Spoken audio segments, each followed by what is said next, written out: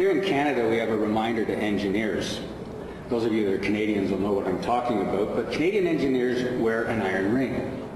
That iron ring came about as a result of Rudyard Kipling creating a ceremony that we call the calling of an engineer.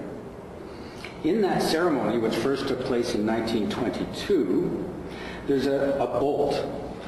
That bolt comes from a bridge.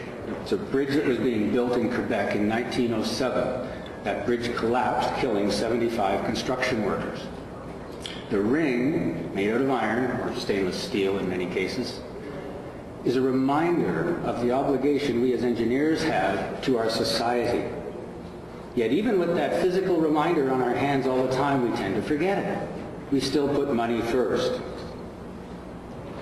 I'm wondering if it wouldn't hurt for our physical asset management profession to have some sort of reminder like that, or even an obligation that we make to society.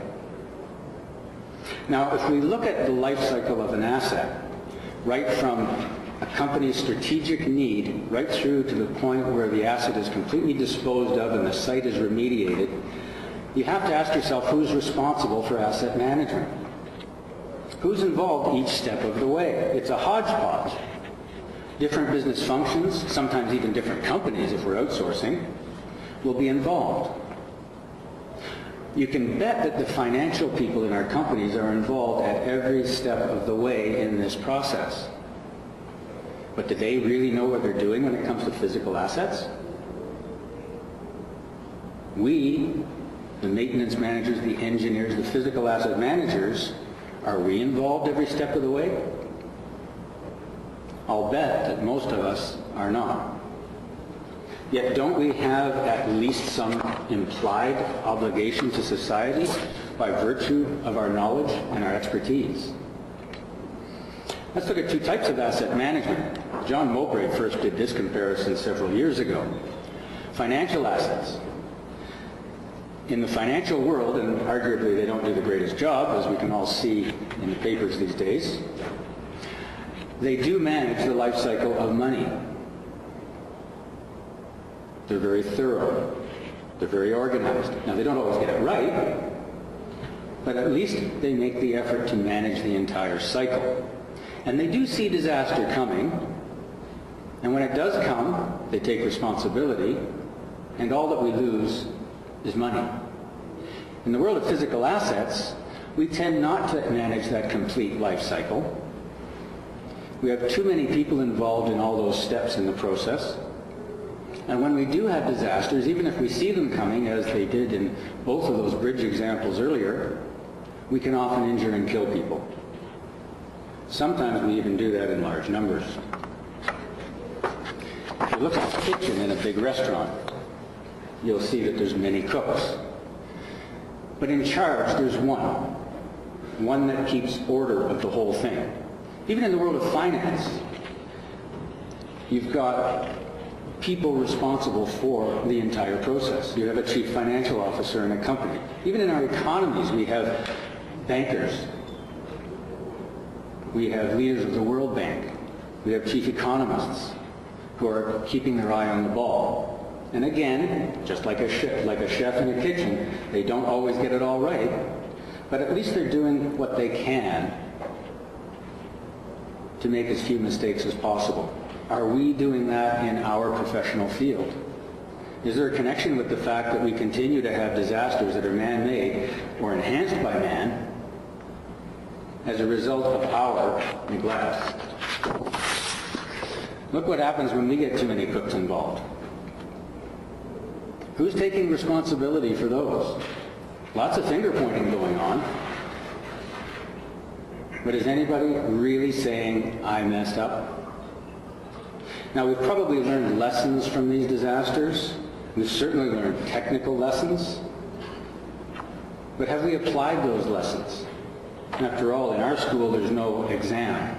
So we don't really have to pass. And there's probably a few of you in the room here right now who are saying, this couldn't happen in my company. All we make is some kind of widget. But most of our physical assets have the potential to injure, if not kill people. So I ask, are we a profession or not? Some of us are indeed professional or chartered engineers. Some of us are licensed to practice in our engineering expertise. Some of us have extensive experience. Like the medical, legal, and financial professions, though, we often focus on single problems. We're technocrats, really. Don't we have a responsibility, though, as the only people who understand physical assets, to those managers in our business who do not? Do we not have a responsibility to other stakeholders in our businesses to make sure that those assets do what we want, that they produce what the business is intending them to produce? Here in Ontario, an engineer must be licensed to practice engineering. Now I'm a professional engineer, and the Engineering Society here, the Professional Engineers of Ontario, questioned me as to whether or not I was actually licensed to practice in my field. And you know, I worked with them. I was actually hoping that they'd say I needed a license, because that would clear the competition out of the industry for sure. But in the end, after helping them examine the work we did as physical asset people, they said, no, that's not part of engineering.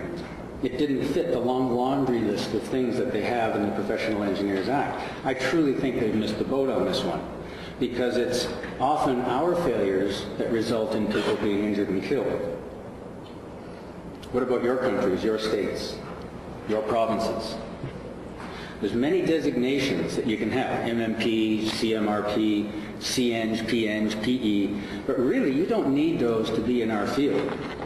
Anyone can be a practitioner in the physical asset management field, but I put it to you that not everyone is really well prepared or truly qualified. Many of us might be employees in large companies. Do the companies really want to hear that message? We all see things every day that we could improve. But do we raise the red flag? Do we always point those things out? Are we protecting physical assets from abuse so that they don't in turn fail and injure someone? Are we allowing excuses, not enough money, not enough resources, and so on, to get in the way of doing the right thing? And I put it to you that sadly many of us, just by virtue of the profession we work in and the fact that we're technical people, tend not to be really big picture people.